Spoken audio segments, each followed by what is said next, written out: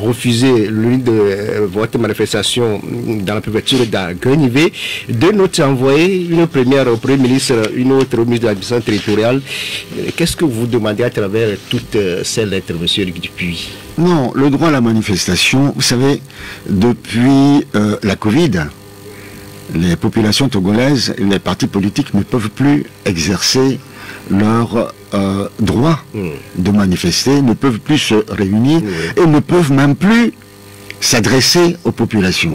Comment voulez-vous faire de la politique sans aller à la rencontre des populations? D'autant plus que, vous le savez aussi bien que moi, M. Diakoto, au Togo, vos radios ne dépassent pas les plateaux. Seules les radios d'État ou la télévision d'État vont jusqu'à Saint-Cassé. Et l'homme politique que je suis, s'il a besoin de s'adresser aux populations, que ça soit dans le Vaud, que ça soit dans la Kosso, que ça soit dans la Kéran et autres, a besoin de se déplacer et d'aller à la rencontre des populations. Et vous savez également que tout le monde n'a pas les moyens pour avoir de l'électricité à son domicile et écouter la radio. Or, et ceci nous oblige à organiser des meetings au cours desquels nous informons les populations de nos positions. Ça, c'est un droit fondamental pour un parti politique. On nous interdit de le faire depuis bientôt 3 ans. Or, pendant ce temps-là, qu'est-ce qu'on voit à TVT? Que le gouvernement est déjà en pré-campagne. On les voit partout, on voit M. Kokoroko à Palimé, on voit la Première ministre, on voit avec la foule, sur les stades, à l'extérieur. On voit à côté ici des soutiens au chef de l'État manifester dans la rue. On l'a vu, vous l'avez vu aussi. On a vu dans les lacs, on voit partout des manifestations de ce genre-là. On a vu, et voilà, la foule, c'est tout le gouvernement qui s'est transporté à Karapol-et-Vala. Pendant ce temps-là, on interdit aux partis politiques de s'adresser aux populations. C'est pour ça que vous allez, monsieur, de 2 poids 2 mesures. Monsieur Adjakoto, vous allez à la plage le dimanche, demain. Vous allez voir la foule qu'il y a. Donc, est-ce qu'on doit comprendre par là que la violence extrémiste dont il parle ne s'adresse que aux partis politiques? Et que les djihadistes soient un soutien pour le régime en place? C'est cela qu'on doit comprendre. Monsieur Adjakoto, je vais vous dire une chose. La violence extrémiste n'est pas d'aujourd'hui. Les Togolais connaissent la violence extrémiste depuis des années. Depuis des années. La violence policière, la violence militaire. Si on recense le nombre de morts dus à la répression, dû aux bavures, c'est inimaginable. C'est inimaginable. Souvenez-vous de Fléau Jardin, souvenez-vous des morts de Togbamé, souvenez-vous de Sinandare Sinaleng, souvenez-vous tout dernièrement, lors du couvre-feu sanitaire, des morts, des gens qui vont aller faire leurs besoins la nuit, on leur tire dessus. Mais la violence n'est pas que là. La violence est aussi le Togolais qui a du mal à vivre à côté d'une minorité qui vit dans l'opulence. La violence, c'est aussi celui qui ne peut pas aller se faire soigner dans un hôpital décent, faute de moyens, faute d'équipement. Pendant ce temps-là, des compatriotes, pour un mal de dents, prennent l'avion pour aller se faire soigner à l'étranger, en first class. Non, mais tout ça là, c'est des violences. Tout ce qui est écrit dans la violence, n'est pas la violence, Isabelle Amégavi. La violence, monsieur Diakoto. La violence, monsieur Diakoto. Tout à l'heure, vous en avez parlé. C'est la détention d'élèves et d'enseignants en prison pour délit d'opinion, pour avoir voulu manifester. Ces enfants-là, ils ont besoin d'aller à l'école. La violence, c'est de considérer que ces enfants-là n'ont pas le droit à la liberté d'aller librement à l'école. Vous savez, cette violence-là, nous la subissons depuis des années. Ce n'est pas nouveau, Ce n'est pas nouveau. Et concrètement, M. Luc Dupuy, on veut savoir la quintessence de la lettre que vous avez envoyée, la chef du gouvernement, signée par la vice-présidente Isabelle Amekani. Dans cette lettre, qu'est-ce que vous demandez dans cette lettre, nous disons à la Première ministre tout simplement que l'état d'urgence sanitaire de la Covid, les attaques terroristes et tout ça là ne justifie pas le fait qu'on empêche les partis politiques d'exercer librement leurs activités. L'activité d'un parti politique, c'est d'aller à la rencontre des populations, d'expliquer son programme politique et de critiquer, quand on est dans l'opposition, les actions posées par le régime en place. C'est ça. On ne peut pas empêcher un parti politique d'exercer ses activités. Mais pendant ce temps-là, nous le disons à la Première ministre, pendant ce temps-là, on lui dit, mais tous les dimanches à la plage, devant Onoumo, il y a des milliers de Togolais. Eux, ils ne risquent rien. Quand ils se permettent d'être à la plage pour prendre de l'air, c'est tout à fait normal. Moi, personnellement, je ne condamne pas cela. C'est même très bien.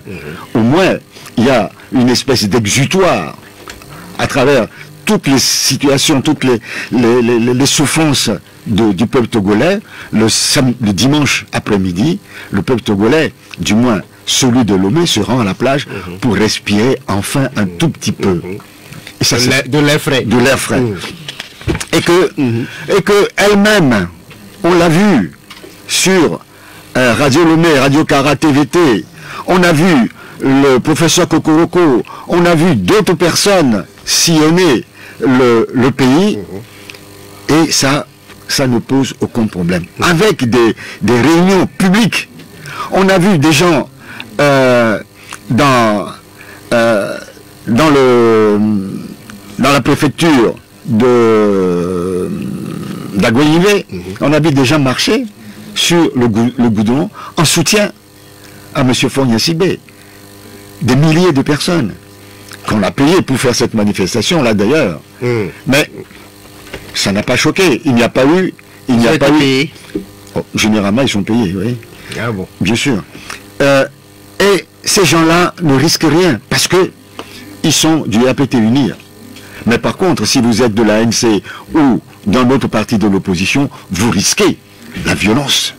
Et c'est pour ça que vous fustigiez aussi les actes du préfet d'Aganivé, le colonel Ouatteo Dabalo, qui aurait refusé une manifestation de l'une de fédération d'Aganivé. Lui, c'est un instrument, c'est un fonctionnaire instrumentalisé par le ministère de l'administration territoriale. Donc, il nous a écrit une lettre, on lui a répondu, on le cite, mais en réalité, celui qui interdit, c'est M. Boupessi, le ministre d'État. Appelons le chat un chat. Et dans tout ça, que comptez-vous faire? Ah ben, nous sommes des citoyens togolais, nous continuons à exiger le respect de nos droits républicains.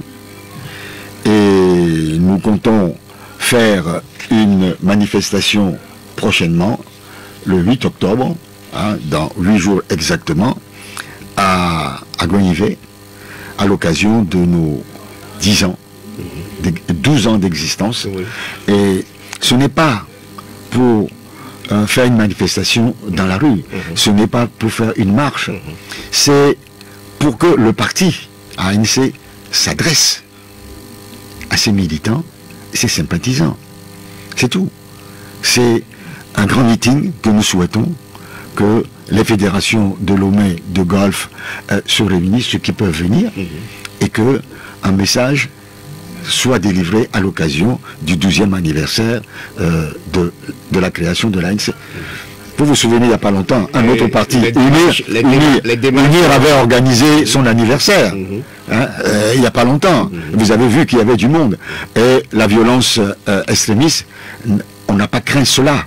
Donc je ne vois pas du tout pourquoi M. Boupessi craindrait la violence extrémiste pour l'ANC. Mais pour ce meeting-là, pour marquer les 12 ans de création de l'ANC, démarche administrative déjà remplie. La lettre a été envoyée, j'ai copie ici, si vous voulez je peux vous la donner. Donc on n'a toujours pas eu de réponse de la part du ministre. J'espère j'espère que les diverses lettres que nous avons adressées à la Première ministre et au ministre d'État, au ministre d'État, même copie au chef de l'État si besoin en est, et que les partis politiques seront très rapidement autorisés à exercer pleinement leurs activités. Parce que vous n'êtes pas sans savoir que nous sommes à la veille des échéances électorales. Oui. On ne peut pas demander aux partis politiques de prendre part aux élections régionales sans leur permettre d'aller à la rencontre des populations. Quand on parle d'élections régionales, ça veut dire que c'est des candidatures préfecture par préfecture. Et pour avoir des candidats dans les préfectures, il faut avoir la possibilité d'aller à la rencontre des populations dans ces préfectures. Ce n'est pas en interdisant les meetings que nous allons pouvoir mener à bien ce travail de sensibilisation et d'information. D'autant plus qu'ils annoncent les élections pour le mois de mars et nous sommes déjà au 1er octobre. Ok, on va parler de ces élections régionales là bientôt, mais 12 ans de l'ANC, M. Eric Dupuis, sous quel signe vous célébrez ce 12e anniversaire? Sous le même signe que le Togolais célèbre tous les jours la joie, le bonheur de pouvoir se réveiller, même avec la faim et la soif. Je veux dire par là, dans la morosité, dans la tristesse. Vous savez, au Togo aujourd'hui, les Togolais ne sont pas heureux. Ce n'est pas un anniversaire à célébrer en grand pompe. Non, vous savez, aujourd'hui, regardez autour de vous, monsieur Adjakoto. Quelles sont les personnes qui font de grandes célébrations aujourd'hui, à part ceux de la minorité? Il n'y en a pas. Même les mariages, il n'y a pas grand monde, comme on connaissait par le passé. Même les obsèques, les gens n'ont plus de quoi vivre. Les gens n'ont plus de quoi manger. On en parlera tout à l'heure. Le SMIC, on va parler des mesurettes du chef de l'État, du gouvernement. Des mesures sociales. Des mesurettes. Mais depuis 12 ans, le SMIC est à 35 000. Or, nous savons très bien, vous et moi, M. Adjakoto, que bon nombre de Togolais n'ont même pas ce minimum de salaire interprofessionnel garanti. On ne l'est pas, on ne l'a pas. Hein? Et ça m'attriste. Je vois très mal qu'un parti comme l'ANC se lance dans de grandes festivités pour ces 12 ans aux côtés d'une population affamée, une population qui a du mal à glaner pour une journée de quoi manger et de quoi nourrir ses enfants. 12 ans, est-ce que vous avez l'espoir d'avoir comblé les attentes des populations? En 12 ans, je pense que l'ANC a fait beaucoup de chemin. L'ANC a fait beaucoup de chemin, beaucoup de travail, et je pense que l'ANC a encore de bonnes années devant elle. Et vous savez, à l'ANC, c'est un don de soi. Être à l'ANC, c'est un don de soi. C'est un sacrifice permanent, un travail sans relâche. Parce que pour être à l'ANC, il faut avoir foi en l'avenir. Il faut refuser le découragement. Il faut se dire, ce que nous faisons pour l'alternance politique dans notre pays, ce n'est pas nécessairement pour nous. C'est peut-être pour la génération future. Et nous devons continuer jusqu'à notre dernier souffle pour que demain soit plus facile, plus égal pour les Togolais. Parce que notre but, c'est l'égalité des chances pour chacune et chacun dans ce pays. Okay. Outre la reprise de manifestations publiques, dans l'une des lettres envoyées au ministre Bopessi, vous demandez également l'organisation des audiences foraines de délivrance des pièces d'état civil d'identité aux populations. Monsieur Dupuis, quel est le bien fondé de cette requête? Les audiences foraines ne datent pas d'aujourd'hui. Ça fait des années que nous appelons l'État, le régime, le gouvernement, à organiser des audiences foraines pour la délivrance des pièces d'identité aux Togolais. Parce que nous avons constaté, il y a plusieurs années, que lors des scrutins, plus de 72% de nos compatriotes s'inscrivent sur la liste électorale sur témoignage. Qui sont ceux qui témoignent? Les chefs de quartier, les CDQ, ainsi de suite. Nous disons que ce n'est pas possible. D'autant plus qu'on s'aperçoit très rapidement que parmi ces témoignages, on trouve des enfants de 15 ans, de 12 ans, des étrangers. On a dit, mais il faut mettre un frein à cela. Nous en avons discuté à maintes reprises. Nous avons écrit au chef de l'État, le président Jean-Pierre Fabre a écrit au chef de l'État pour parler des réformes électorales, dont les audiences foraines. Nous en avons discuté lors de nos discussions en 2018 avec la CEDEAO. Nous en avons discuté au CNAP, à la concertation, à la CNAP, nous en avons discuté, et ça fait partie de l'une de nos exigences. Actuellement? Non, mais quand on faisait les discussions, Okay. Et on maintient, nous disons que quand vous donnez la possibilité à quelqu'un d'exercer un pouvoir citoyen, celui d'aller voter, c'est que vous lui reconnaissez sa nationalité. Sinon, il n'y a pas de raison. Et pourquoi alors ne pas lui délivrer une pièce d'identité?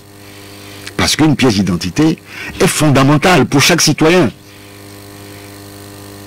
Dans les pays évolués, une carte d'identité sécurisée, vous l'avez, vous pouvez passer votre permis, vous pouvez passer vos examens, vous pouvez faire beaucoup de choses sans aller chercher votre certificat de naissance, encore moins le certificat de nationalité.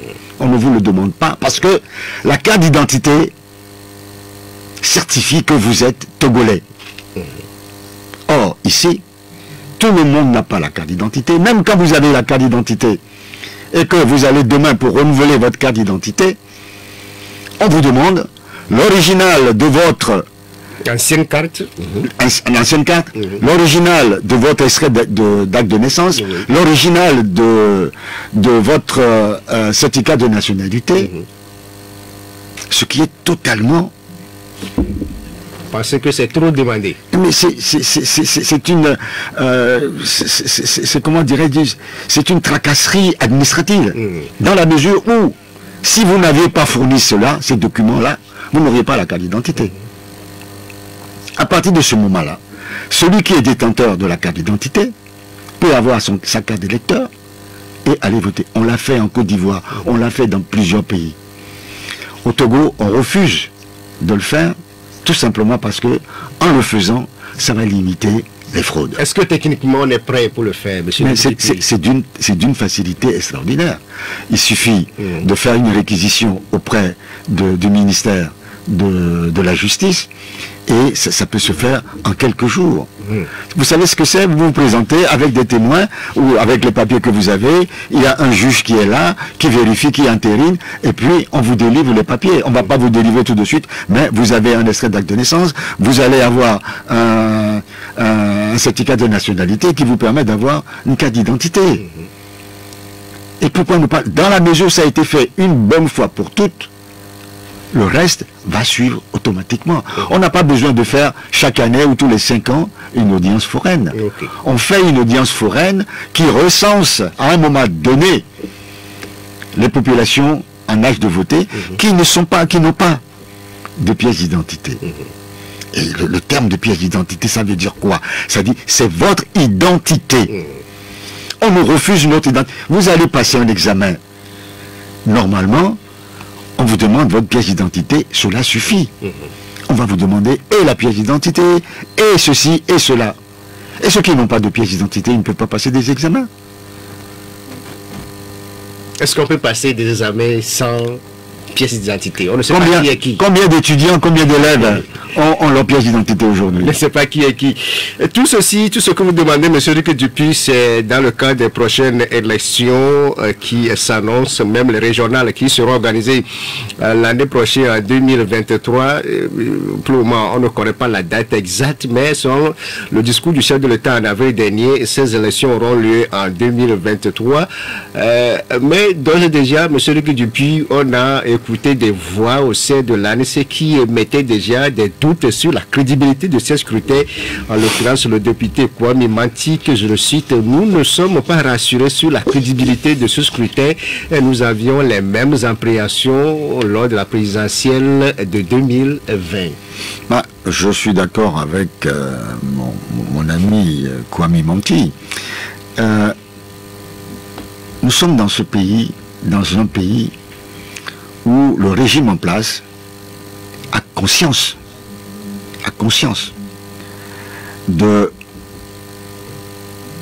du non-soutien des populations. Les populations n'acceptent pas ce régime de fait. C'est-à-dire que on nous impose un régime à travers des élections manipulées, à travers des hold-up électoraux, à travers des manipulations de fichiers. Et vous participez aussi à ces élections-là, si vous savez que c'est déjà pipé. Si vous êtes dans la mesure où vous êtes un parti politique, normalement constitué, et qui travaille dans un esprit de démocratie, vous avez l'obligation de travailler pour les scrutins. Parce que, en tant que parti politique démocratique, le seul moyen d'accès au pouvoir, c'est par les urnes. C'est ce que nous souhaitons pour le peuple togolais. Si on décide de ne pas y aller, comme c'est arrivé, les raisons sont là. Mais refuser tout le temps, vous amène vous-même, en tant que parti politique, à quitter la scène politique. Vous avez l'obligation d'être toujours prêt pour toutes les échéances électorales. Mais en même temps, vous devez œuvrer pour obtenir les meilleures conditions possibles pour que ces élections soient, un tant soit peu, transparentes. Mais c'est tout. Et c'est une gageure. Donc c'est ce que vous avez déjà commencé par faire. C'est pas d'aujourd'hui. C'est pas d'aujourd'hui, on l'a toujours fait depuis la création de l'ANC en 2010. Est-ce qu'on aura encore des préalables, comme toujours, de la part de l'ANC pour les prochaines élections? Mais il y a toujours... Voyez, pourquoi nous avons écrit à M. Boupessi pour la délivrance des pièces d'état civil et d'identité aux citoyens? C'est pour contribuer à la transparence. Pourquoi nous avons exigé pendant des années, peut-être que ça va être fait, qu'il y ait un enrôlement biométrique? Pourquoi nous demandons que l'utilisation de la biométrie passe de l'enrôlement jusqu'au vote? Contrôle biométrique. Pourquoi nous demandons cela? Ce n'est pas pour jeter de l'argent par la fenêtre ou pour embêter qui que ce soit. C'est pour que, monsieur Ajakoto, quand vous aurez déposé votre bulletin dans l'urne pour quelqu'un, vous ayez la conscience que votre voix a été effectivement attribuée à cette personne. C'est tout. Ça aussi, c'est le fondamental de la démocratie. Ça existe, c'est écrit dans notre Constitution. Donc, je ne comprends pas. Ou alors, si vous n'êtes pas dans cet esprit-là, il y a un autre moyen. vous préparez la révolution pour les armes. Ce qui est là, ce n'est pas notre option. Ce n'est pas l'option de l'ANC. Il faut conquérir le pouvoir par les voies légales, les urnes, et c'est ce que nous faisons ce matin. Au niveau de l'Alliance nationale pour le changement, nous le disions tantôt, le parti veut reprendre le terrain tout en exigeant les meilleures conditions de réunion et de manifestations publiques. Au niveau le parti siège actuellement au cadre permanent de concertation. L'ANC est là. Monsieur Luc Dupuis, comment se déroulent les travaux? Ça se déroule comme tout ce que le régime a pu unir organise. Vous savez, je vais vous donner un petit exemple, juste un petit exemple, parce que personnellement, je vous dis que ces discussions ne m'intéressent pas trop. Moi, personnellement, je ne parle pas au nom du parti. Tout dernièrement, vous savez qu'à la tête du CPC, il y a un président, il y a des présidents tournants. Oh oui. Avant, il y avait Jerry Tama, qui représentait l'opposition, entre guillemets, parlementaire. C'est parlementaire. Et aujourd'hui, ils ont élu un nouveau, en la personne de M. Biriki. André Beleki à côté. CPP. Que on a imposé à l'opposition extra-parlementaire. Puisque ce n'est pas le choix de l'opposition extra-parlementaire. Et tous ceux qui étaient là, au nom de l'opposition extra-parlementaire, ont protesté. Mais il a été imposé par le ministre de l'administration territoriale. Comment voulez-vous accorder de la crédibilité à ces discussions? Mais vous y participez quand même.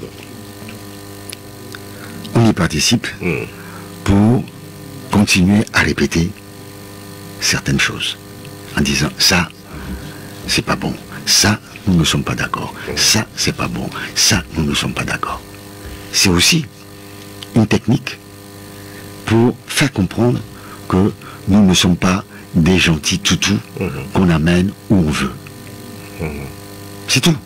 Tout à l'heure, on parlait des élections. Mais quand vous vous préparez pour aller à des élections, il y a tout un travail à faire. On ne se lève pas seulement comme ça en disant nous allons à des élections. Il y a des donneurs de leçons, notamment dans la diaspora. Il ne faut pas aller aux élections. Si vous y allez, c'est que vous êtes des béquilles du régime. Mais dans ce cas-là, créez votre parti politique. Et abstenez-vous. Si vous créez un parti politique et que vous ne donnez pas de la voix, que vous restez sur WhatsApp et qu'on sort, mais restez-y. Laissez ceux qui veulent travailler autrement, travailler autrement. C'est aussi la démocratie. L'ANC, si l'ANC décide d'aller au régional, ça ne concerne que l'ANC et ses électeurs. Ça ne regarde pas les donneurs de leçons. Ce ne sont pas eux qui viendront faire la campagne pour nous. Si on est volé, si on est triché, ce n'est pas eux qui viendront chercher, récupérer les résultats. Pourquoi depuis des années, nous, on n'a pas pris la clé des champs et qu'on est là, malgré les intimidations, qu'on nous devons la tirer dans la maison de Jean-Pierre Fabre? Il n'a pas fui pour autant. Pour ces élections, M. Luc Dupuis, pour résumer, comment l'ANC prépare ces différentes échéances électorales? Nous sommes en pleine activité. Je vous disais tout à l'heure que nos structures qui s'occupent des élections sont en place et travaillent. Vous avez plusieurs commissions qui s'occupent des divers pans des préparatifs des élections et c'est chapeauté par une grande commission des affaires électorales. Et de la fédération? D'abord, c'est au niveau national. Maintenant, dans les fédérations, chaque fédération suit sur un structure... Il y a entre-temps que vous avez 109 fédérations. 113 actuellement. Sur instruction du secrétaire général, toutes nos fédérations sont actuellement en route et régulièrement nous envoyons des délégations. Tout à l'heure, vous avez parlé de M. Manti, qui est secrétaire général adjoint chargé des affaires économiques. Souvent, il se rend à l'intérieur du pays, notamment dans les plateaux, pour travailler avec les fédérations. Ils sont nombreux, qui sont sur les routes régulièrement. Et ce sont des gens qui ont leur famille, qui ont leurs préoccupations, mais qui sont à l'œuvre sur le terrain en même temps qu'au bureau. Pour mobiliser les troupes pour les prochaines. Donc c'est la sérénité. C'est la sérénité, il n'y a pas de panique à bord. Okay. Mais nous sommes inquiets quant à la transparence des élections et nous œuvrons pour que ces élections soient transparentes. Parce que je suis persuadé que s'il y a un minimum de transparence dans ces élections et qu'il y a une bonne mobilisation de ceux qui en ont assez de ce régime, il y a des choses qui peuvent se passer au Togo. Ok. Parce que vous l'avez dit, pas de boycott pour l'Alliance nationale pour le changement. Vous serez présent à toutes les élections. Je n'ai pas dit ça. Non, dans vos déclarations antécédentes, on n'a jamais dit ça. Le boycott ne figure plus dans le vocabulaire de l'ANC. Sur cette radio, je vous ai dit que ça n'existe nulle part dans les comptes rendus, que ce soit dans les décisions, que ce soit dans les recommandations, que ce soit dans tous les documents du Conseil national, ça n'existe nulle part. Il y a, lors des travaux, les membres d'une commission qui ont souhaité cela. On l'a consigné dans les comptes rendus, comme tout ce qui a été dit, qui sont consignés dans les comptes rendus. Mais aucune décision en ce sens n'a été prise. Ce serait se tirer une balle dans le pied que de dire nous, on participera à toutes les élections, quelles que soient les conditions. Ça ne sera jamais des propos de l'ANC. Nous irons aux élections après analyse, après décision du Congrès, après organisation parfaite de nos militants, nous choisirons d'y aller ou de ne pas y aller. Mais en tant que parti politique responsable, nourri d'un esprit démocratique, nous sommes toujours prêts à affronter toutes les consultations électorales, quelles qu'elles soient.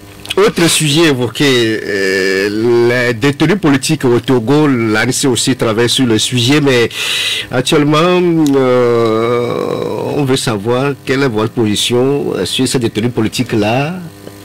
Comment vous savez, tout à l'heure, j'ai effleuré cela en disant que la prison n'est pas un lieu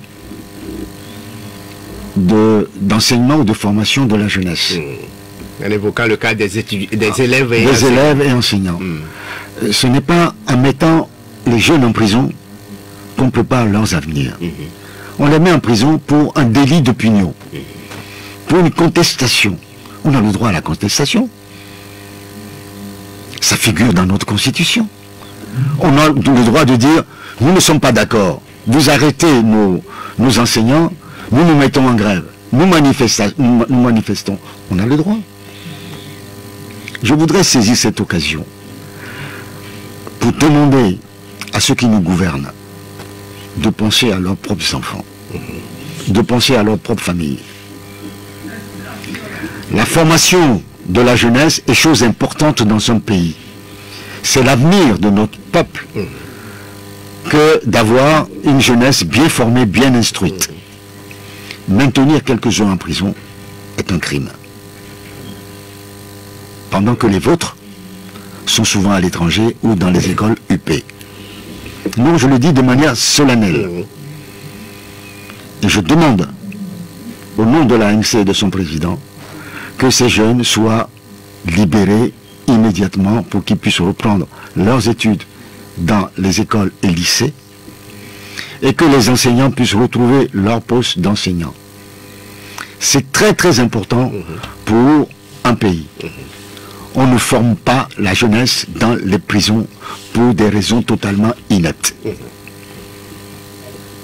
Pour nous, c'est très important.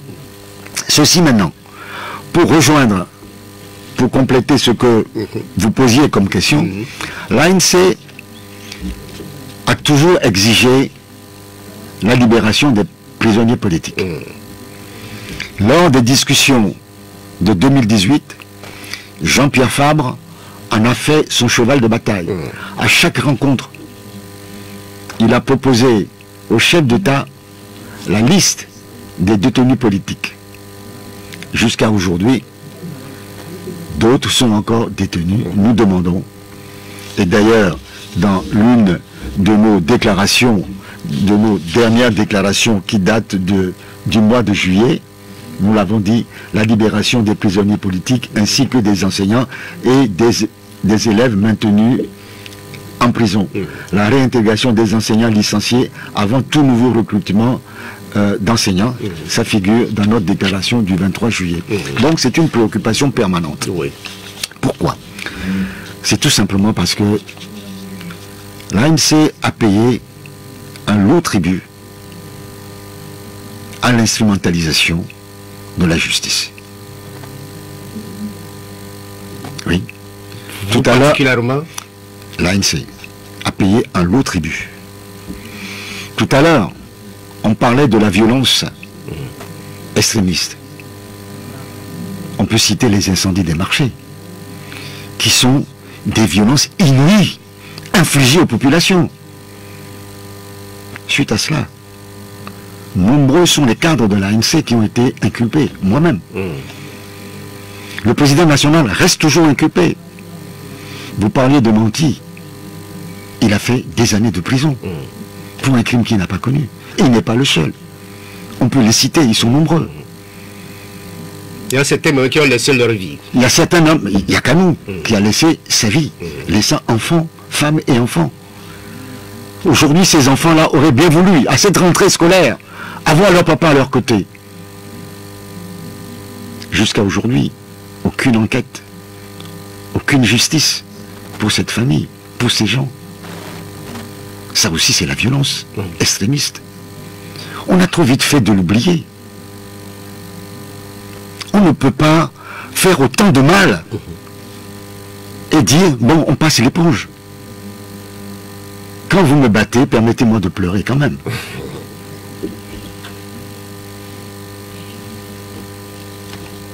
Retour 7 de ce 1er octobre 2022 reçoit pour vous M. Éric Dupuis, le conseiller spécial du président de l'Alliance nationale pour le changement, porte-parole du parti. Mais avant de poursuivre, on va revenir en arrière pour suivre ce qui se passe à Hervé Essé et qui nous a permis de revivre l'actualité de cette semaine. M. Éric Dupuis, quoi qu'on dise, l'école togolaise a fait sa rentrée pour l'année académique 2022-2023 le 26 septembre dernier, mais des efforts sont en train d'être faits pour le secteur actuellement. Je voudrais tout d'abord souhaiter une excellente année scolaire à tous les élèves et apprenants, ainsi qu'aux enseignants de ce pays. Les circonstances sont difficiles, je l'ai dit tout à l'heure, la vie chère, et l'achat du matériel scolaire est un poids dans le budget des familles. Et c'est difficile. Je suis dans un quartier où j'ai une école juste derrière chez moi. Je vois les enfants passer tous les matins, tous les midis, et certains, aller voir même, ça fait mal. Et quand on regarde un peu l'école, malgré les satisfactions affichées par le ministre de l'enseignement, des toits sont totalement éventrés. Je me demande comment cette rentrée se passe à l'école Mpati, aujourd'hui au mois d'octobre, fin septembre, début octobre. Une école officielle. L'école officielle. Quand il pleut quasiment tous les jours. Je ne sais pas. Et ce n'est pas un cas isolé. Donc de dire que tout se passe bien, j'en doute fort. Maintenant, je veux réitérer quelque chose que j'ai dit tout à l'heure. Peut-être d'une autre manière. Je voudrais demander aux dirigeants de ce pays de penser aux enfants des détenus politiques qui font également leur rentrée scolaire et qui ont besoin de leurs parents, de leur maman et de leur papa, comme tous les autres. Il faut absolument que ces Togolaises et Togolais, que les jeunes élèves de Dapaon et les enseignants soient libérés pour que cette rentrée soit bonne pour eux aussi. On marque la pause et on revient avec d'autres sujets. À l'instant, les 10 mesures du chef de l'État contre la vie chère.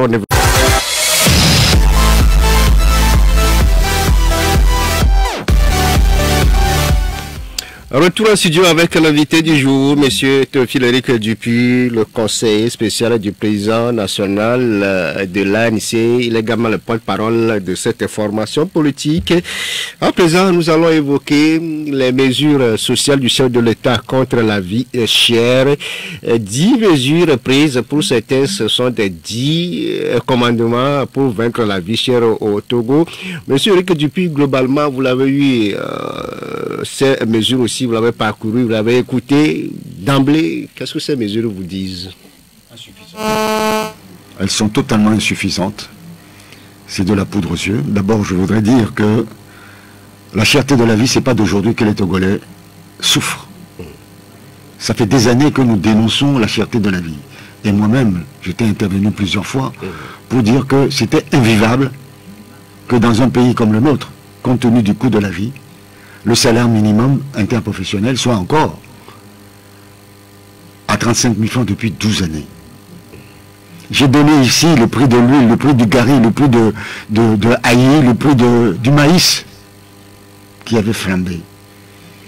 J'ai dénoncé au nom de l'ANC l'augmentation du prix du pétrole à plusieurs reprises. Le coût du transport, de l'électricité, du téléphone. Ce n'est pas d'aujourd'hui que les populations togolaises ont du mal à faire un repas par jour. Quand une femme vient de Vaughan ou de Ganavé pour venir vendre ses produits agricoles au marché ici, avec le trajet, avec le peu qu'elle vient pour vendre, elle retourne à peine, avec 500 francs en poche pour aller nourrir sa famille le soir. Donc vous pensez que ça peut faire mieux? J'en parle librement parce que je vais souvent au marché, je connais les femmes du marché, je sais comment ça se passe.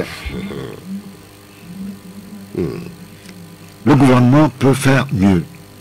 On nous annonce une indemnité mensuelle de transport de 10 000 francs. Oui, pendant combien de temps? Payable hors bulletin. Pendant combien de temps, on ne vous le dit pas. Mais on vous dit par contre que cela va coûter tant de milliards sur le budget annuel. Mais quand vous dites que ça vous coûte 8,8 milliards sur le budget annuel, ça voudrait dire que vous allez continuer année par année pour les années suivantes? Non, ça c'est un foutage de gueule.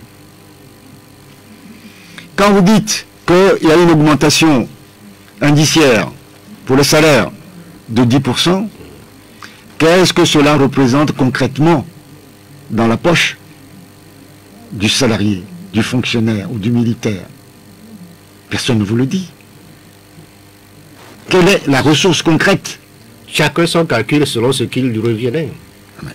Au moins qu'on nous donne quelques indices. Vous savez, si vous avez 10% sur un salaire de 35 000 francs, ça n'a pas du tout la même valeur que sur quelqu'un qui gagne 1 million.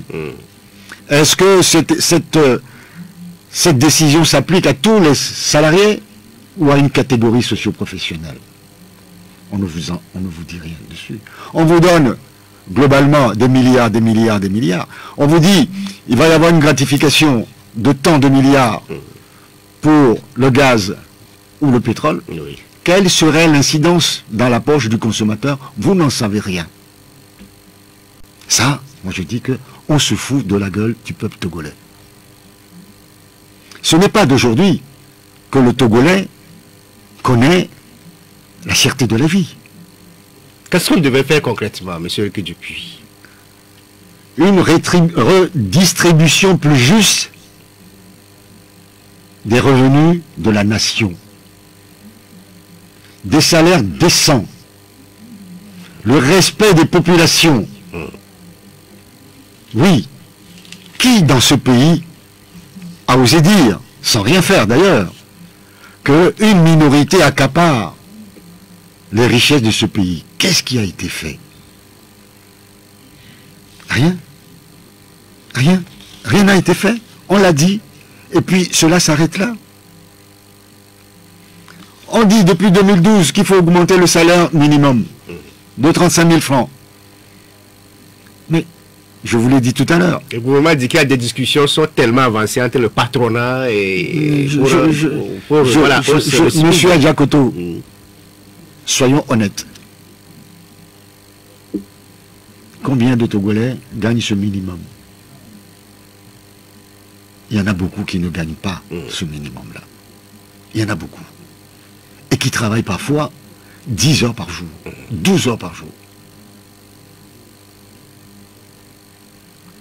Les gens de maison, les chauffeurs de taxi, il y a beaucoup de gens qui triment, qui travaillent, mais comme des esclaves. Est-ce que la fête du SMIC, est-ce que c'est l'appareil de l'État ou bien du patronat? C'est d'abord une décision de l'État. C'est une décision de l'État. Et quand on parle de la cherté de la vie, il n'y a pas que le salaire, il n'y a pas que les subventions que l'État donne, il y a le contrôle des prix. Sur le marché. Sur le marché. Aujourd'hui, le marché est dominé par des étrangers qui font ce qu'ils veulent. Aujourd'hui, vous voyez ce produit à 1000 francs, demain le même produit est à 1500 francs, 50% d'augmentation. Personne ne dit rien. Tout simplement parce que certains ont des intérêts dans ce commerce-là. Et ça m'amène à dire que ici, dans notre pays, la préoccupation de nos gouvernants, de ceux qui dirigent ce pays, c'est leur propre honneur. C'est leur enrichissement personnel, plus que l'intérêt général. C'est ce qu'on appelle une timocratie. Ceux qui nous dirigent ne se soucient pas de votre bien-être, mais se soucient de comment s'enrichir le plus possible, le plus rapidement possible, le plus possible. Ainsi, nous avons des dirigeants. Donc, ces mesures qui sont là, vont toucher quand même certains qui sont là depuis 10 ans, 20 ans, 30 ans au gouvernement et qui ne songent pas à quitter. Ces mesures, qu'on dise, va toucher quelques francs de la population. Autre sujet, c'est l'instauration de la Journée nationale du sport, l'acte 1.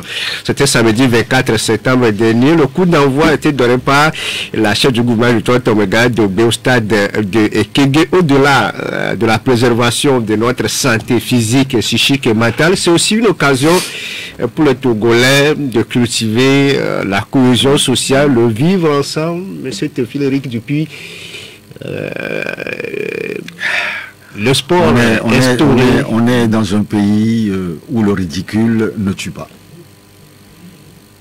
Vous dites que pour des raisons sécuritaires, les partis politiques n'avaient pas le droit de faire des meetings, d'aller à la rencontre des populations. Vous organisez au stade de Kégué, devant des centaines et des centaines de personnes. C'est international, hein, c'est pas seulement propre au Togo. Des journées du sport, c'est une bonne chose. Comment faire du sport sans aller dans la rue, sans aller dans les stades? Moi, je connais des entreprises qui ont fait des marches, qui ont fait de ceci, des centaines de personnes. Eux, ils ne risquent pas, parce que c'est la journée du sport, ils ne risquent pas la violence extrémiste. Il faut que le bon sens revienne un peu chez nous.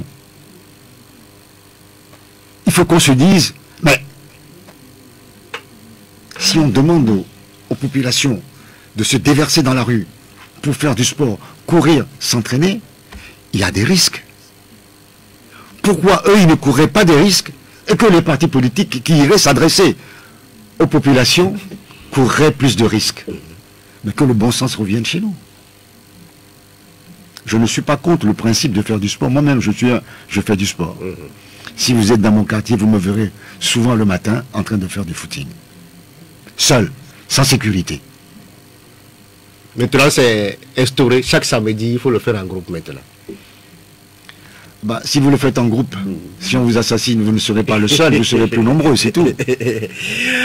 Sur le plan international, l'actualité c'est 24 heures marquée par un nouveau coup d'État au pays des hommes intègres. L'actuelle nouvelle homme fort, c'est le capitaine Ibrahim Traoré. Le colonel Damiba, 8 mois seulement après avoir renversé le président Roch Christian Kaboré, à son tour vient d'être déposé. Monsieur Dupuis, on a suivi l'actualité au pays des hommes intègres hier, très tôt le matin, on a suivi une situation confuse, mais dans la soirée, on a vu les militaires, comme d'habitude, à la télévision nationale, annoncer l'objectif de leur putsch. D'emblée, qu'est-ce que ça vous dit le responsable politique que je suis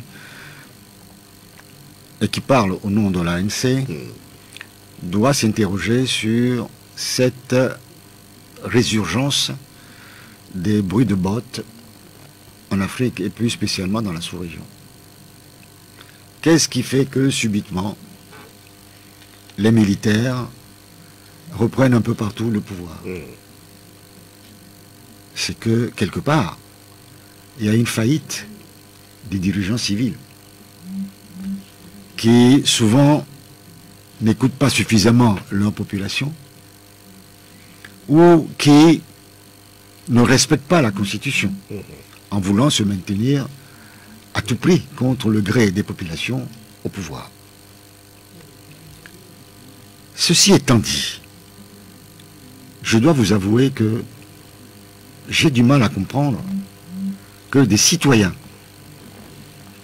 habillés, chaussés, outillés, notamment en armes, par les contribuables, se lèvent du jour au lendemain et décident de renverser l'ordre constitutionnel.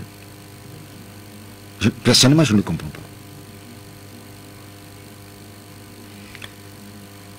La démocratie, c'est l'alternance régulière au pouvoir, avec une limitation de durée des mandats, ce qui permet à un chef d'État de faire 5 ans, peut-être 2 fois, peut-être 1 fois, sanctionner, soit renouveler avec l'approbation des populations, ou sanctionner à l'issue de la première année. C'est ce qui se passe dans toutes les démocraties. Ceci évite l'intervention de l'armée dans les débats politiques. Et je ne comprends pas non plus que dans un pays, un militaire, un colonel, un général soit ministre, reste dans l'armée, ou soit directeur de société ou autre. Quand on a choisi le métier des armes, c'est qu'on a choisi de ne pas intervenir dans le débat politique, puisque la Constitution, notre Constitution togolaise, l'interdit. On assiste aujourd'hui à une sanction, c'est même pas une sanction, à l'incapacité de certains chefs d'État d'honorer leur mandat. C'est ce qui est la cause de... Mais on a vu qu'au Burkina, c'est vrai que Roch Kaboré a été élu pour un second mandat, mais qui a été déposé parce que le colonel disait à ce temps-là qu'il ne maîtrisait pas la situation sécuritaire. Est-ce qu'il est le seul? Est-ce qu'il est le seul? Il est supérieur aux populations burkinabées? Est-ce que parce qu'il est colonel, il est plus intelligent, il est plus formé, il est plus que les populations 8 mois après, lui aussi, il est jugé par ses frères d'armes. Que fera-t-il demain? Les armes ne vous confèrent pas une intelligence extraordinaire. Les armes ne vous donnent pas toutes les autorisations de vie ou de mort sur une nation. Vous êtes là pour servir la nation, pour protéger la nation. C'est ça la vocation. Si vous choisissez les armes, c'est parce que vous avez une ambition au sein de l'armée, mais vous n'avez pas une ambition politique. Actuellement, la Constitution est suspendue. Avant d'évoquer le discours du Premier ministre par intérim du Mali à la tribune des Nations Unies lors de son 17e session de l'Assemblée générale, on va voir la situation dans les autres pays où les militaires aussi sont aux commandes avec le Mali et la Guinée. Monsieur Ricky Dupuis, c'est vrai qu'on parle des militaires qui ont pris le pouvoir, mais ce n'est pas dans les mêmes conditions ni avec les mêmes méthodes de travail. C'est exact. Ce que je vous disais tout à l'heure reste valable. Je vous ai dit que c'est certainement la faillite de ces chefs d'État. Si vous prenez la Guinée, ce que le président a voulu faire son troisième mandat. Alpha Condé. Alpha Condé, ce que les populations ont contesté. Des manifestations, et l'armée a pris ses responsabilités. Bien que, je l'ai dit, je ne comprends pas l'intervention des militaires dans le débat politique. Mais là, c'est un cas en espèce.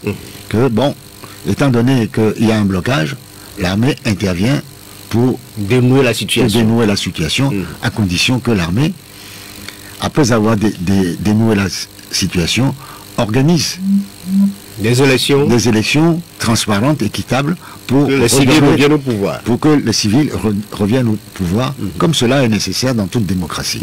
Ça, je peux le comprendre. Mais quand l'intervention est intempestive et que le bout des bottes reste permanent et que les militaires veulent rester 10 ans au pouvoir, c'est-à-dire se considèrent comme les maîtres du pays, personnellement, ça me gêne quelque part. Et ce qui se passe au Burkina Faso, 2 coups d'État en moins de 8 mois, militaires, un militaire qui fait tomber le président élu, peu de temps après son élection, un président qui n'a pas traficoté la Constitution, qui n'a pas cherché un troisième mandat, et qu'un autre militaire renverse l'ancien militaire, moi je trouve que c'est un peu dur à avaler. Et je ne peux pas le comprendre. Mais peut-être que... Et la CEDEAO, dans tout ça, l'institution sous-régionale condamne ces différents coups d'État. Est-ce que vous pensez que c'est... La CEDEAO, ne me parlez pas de la CEDEAO. La CEDEAO a montré ses limites depuis longtemps. Regardez dans la crise togolaise, tout ce que la CEDEAO a fait. Si la CEDEAO n'avait pas joué à un sale jeu, la situation togolaise ne serait pas telle qu'elle est aujourd'hui. Je peux vous dire que c'est une trahison de la CEDEAO vis-à-vis de l'opposition, qui a fait que l'opposition n'était pas aux élections en 2018. Cette même CEDEAO a été recusée dans certains pays. Au Togo, si ça se passait parce que vous êtes laissé aussi adouber par la communauté internationale. Mais vous savez, tout le monde peut commettre une erreur.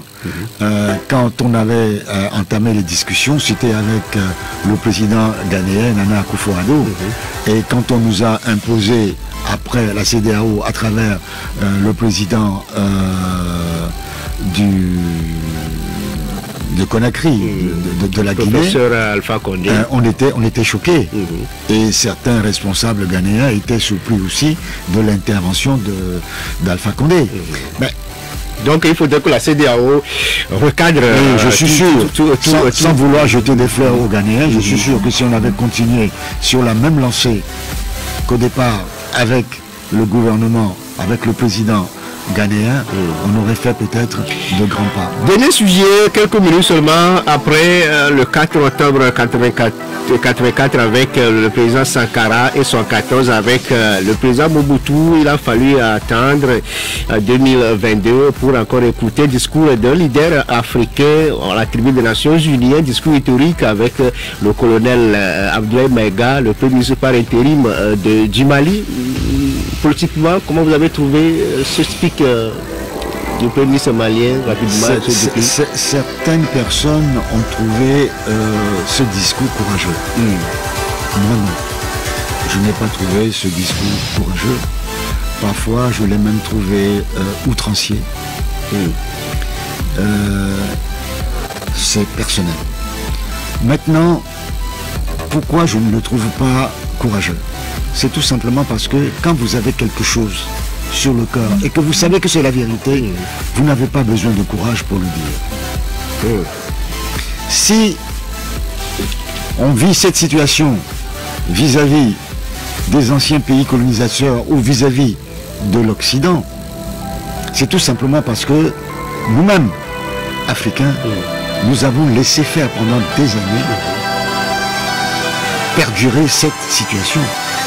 Parce que nous avons toujours été obséquieux vis-à-vis des Européens, vis-à-vis des Occidentaux. Il suffit de voir aujourd'hui, même à Lomé, le comportement de certains étrangers. Ils font à Lomé ce qu'ils ne pourront jamais faire chez eux, dans leur propre pays. Et on l'accepte. C'est tout simplement parce que nos dirigeants ont leur maison, leurs biens, leurs trésors chez eux. Et ils ferment les yeux dessus. Et ce qui se passe chez nous, on n'accepte pas. On peut faire des petites magouilles entre amis au détriment des populations. Donc c'est nous-mêmes, nos dirigeants, qui ont créé cette situation. Cette situation de domination ou d'irrespect de nos partenaires étrangers vers nous-mêmes. Merci. On n'a pas besoin d'être courageux pour le dire, mais on peut le dire autrement. Merci à vous, monsieur Éric Dupuis. Je rappelle que vous êtes le conseiller spécial du président national de l'ANC, Jean-Pierre Fabre, également porte-parole de cette formation politique. C'est fini pour cette émission refusée de ce samedi 1er octobre 2022. Merci beaucoup à IT Messa qui assure la mise en onde, le direct Facebook.